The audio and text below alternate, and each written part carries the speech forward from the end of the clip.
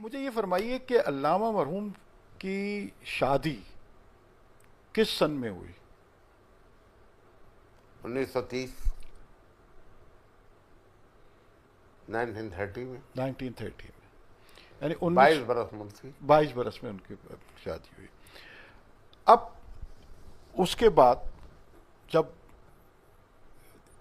جو ان کی مصروفیت رہی اور جس طرح سے، تو کیا ان کے یہ جو شادی ہوئی یہ ان کے عزیزوں میں انہوں نے نہیں، ہوئی، باہر کے لوگوں باہر میں؟ ہوئی۔ باہر کے، وہ اصل میں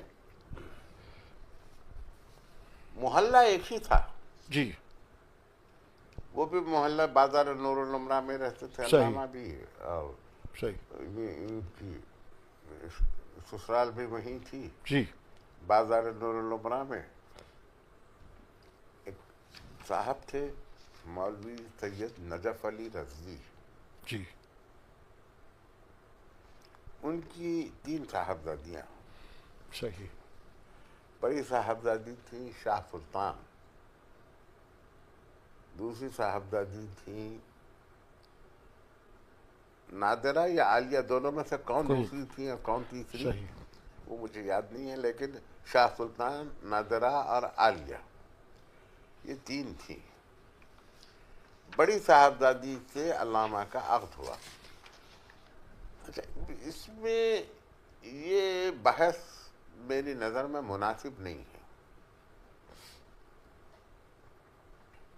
کہ یہ کہا جائے کہ بھئی وہ سید تھیں اور وہ سید نہیں تھے۔ ابھی میں آپ کی خدمت میں عرض کر چکا ہوں جی جی کچھ پہلے، جس شہر میں شیعہ سنی شادیاں ہوتی رہی ہوں اس شہر میں سید غیر سید کا کیا مسئلہ ہو سکتا ہے؟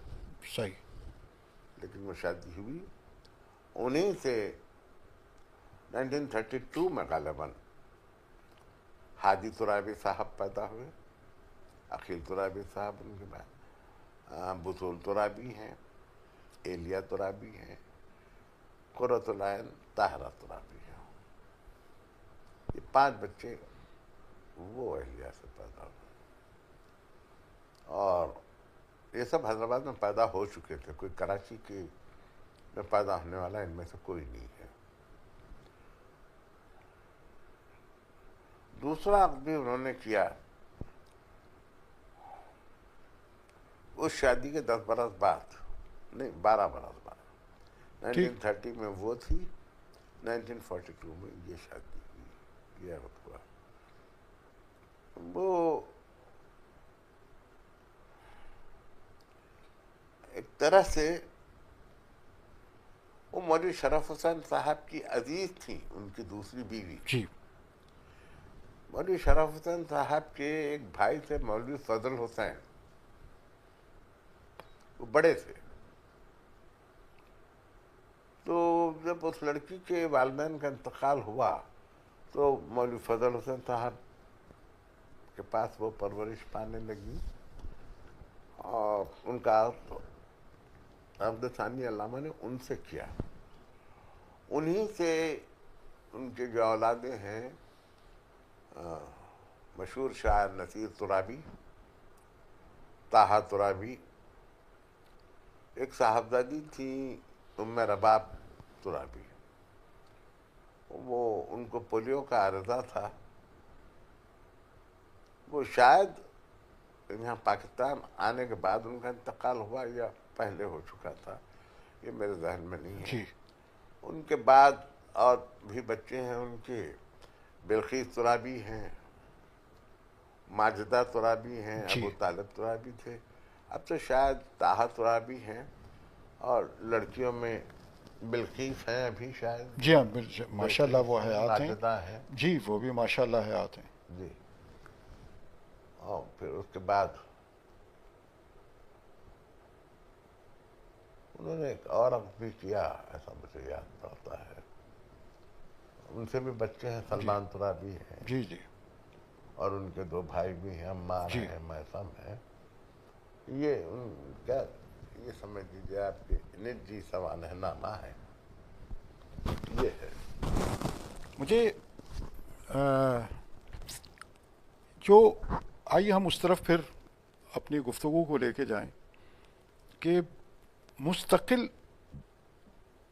بامبے میں جو انہوں نے مجالس پڑھی، کیا یہ کس سن سے پڑھی اور کب تک پڑھی؟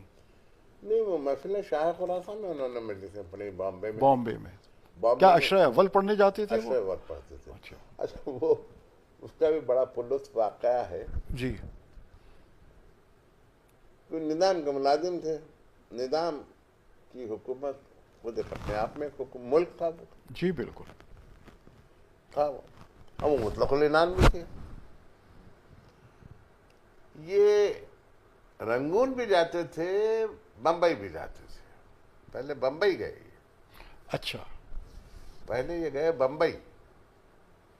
وہاں بھی یہ قصہ جو مزار شہید ثالث پہ ہوا، جی یہ گئے، وہ لوگ اسٹیشن پہ حیران و پریشان پھر رہے ہیں کہ بھائی علامہ کا مطلب جی کو سمجھتے تو بڑے باریش وہ یہ نکلے. لیکن جب مجلسیں پڑھی انہوں نے تو پھر جو لوگ گرویدہ ہوئے.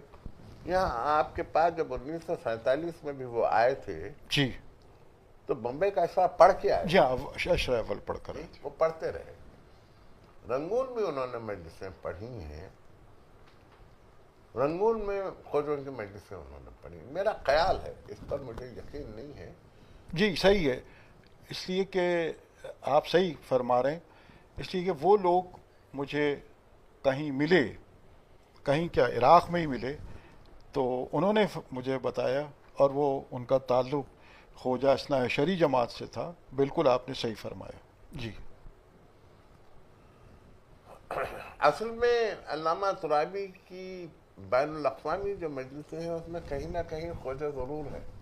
جی ہاں آپ دارالسلام میں بھی ان کی مجلسوں کو دیکھیے 1954 میں.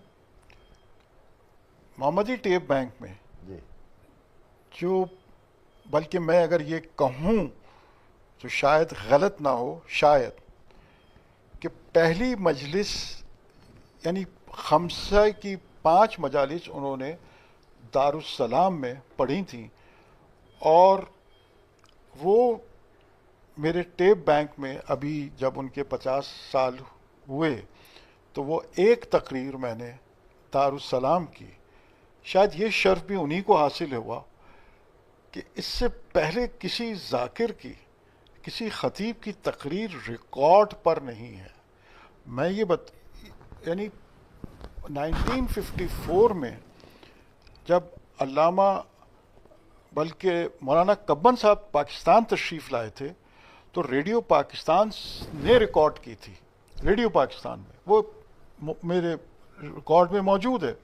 مگر علامہ کی جو میرے مرشد اعلیٰ میں ان کو کہتا ہوں، ان کی تقریر 1954 میں نے تنزانیہ جب میں گیا تو مجھے یہ پتا تھا کہ انہوں نے 54 میں سفر، دیکھیے ان کی کوئی چیز پوشیدہ نہیں ہے، یعنی ہر چیز ڈاکومنٹ پہ ہے. 54 میں وہ کہاں گئے، جو ساری کوئی سفر ایسا نہیں ہے، چونکہ وہ شخصیت ہی یعنی جہاں جاتے تھے لوگوں کو پتہ ہو جاتا تھا. اگر وہ پاکستان میں ہیں، ایران میں، تو جب وہ 54 کا مجھے پتہ ہوا تو میں نے خاص طور پہ سفر کیا.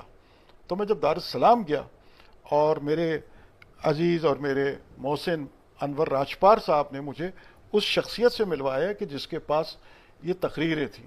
انہوں نے وہ تقریریں، میں نے شیر علی دھانجی ان کا نام تھا، وہ میں نے آج بھی انہی کے نام سے. میں ایک بات اور آپ سے یہ عرض کر دوں کہ ہمارے خاندان میں یعنی میرے والد کے پاس کوئی ٹیپ ریکارڈر نہیں تھا، ہمارے پاس ٹیپ ریکارڈر نہیں ہوا کرتا تھا. تو 1 منٹ بھی محمدی ٹیپ بینک میں وہ ہمارا ریکارڈ کیا ہوا نہیں ہے، یعنی میرا یا ہماری فیملی کا. ہمارے پاس ٹیپ ریکارڈ نہیں تھا. تو یہ جو تمام حیدرآباد دکن کی تصویریں اور یہ تمام چیزیں جو انہوں نے مجھ سے شیئر کی، تو وہ میں نے، اور میرا ہمیشہ سے اب طریقہ یہی ہے کہ میں کرٹیسی، آپ نے دیکھا ہوگا، میں ضرور لکھ دیتا ہوں لکھتے ہیں کہ آپ لکھتے ہیں کہ کس کی طرف سے ہے، کیونکہ بنیادی تو شریف شعبان صاحب کا تھا. تو ابھی جو آپ نے فرمایا کہ 54 میں وہ جو تقریر کر رہے ہیں، ابھی جیسے آپ نے فرمایا کہ سائنس بھی ہے ان کے نظر، وہ 54 میں ایٹم کی بات کر رہے ہیں اس تقریر میں. حضور میں نے سنی آپ آپ- کی وہ آپ کی اپلوڈڈ تقریر میں نے سنی ہے. کون جان رہا تھا ایٹم اس وقت؟ ابھی جیسے آپ نے کہا کہ وہ چیونٹی پہ بات کر رہے تھے، ہاں اب وہ تو چونکہ مشہور تھی، اب 54 میں وہ ایٹم کی بات کر رہے ہیں. بالکل اسی طرح. اور آپ آگے آئیے تو رزق میں وہ کہہ رہے ہیں کہ لاکھوں ڈالر کا غلہ سمندر بولد کر دے. کیا جائے تاکہ بازار بگڑ نہ جائے. تو اب لوگ کہہ رہے ہیں یہ کیا بات کہہ رہے ہیں وہ. ایک تو ان تمام چیزوں میں وہ عوام کی سطح پر نہیں گئے بلکہ عوام کو اپنی سطح پر لائے.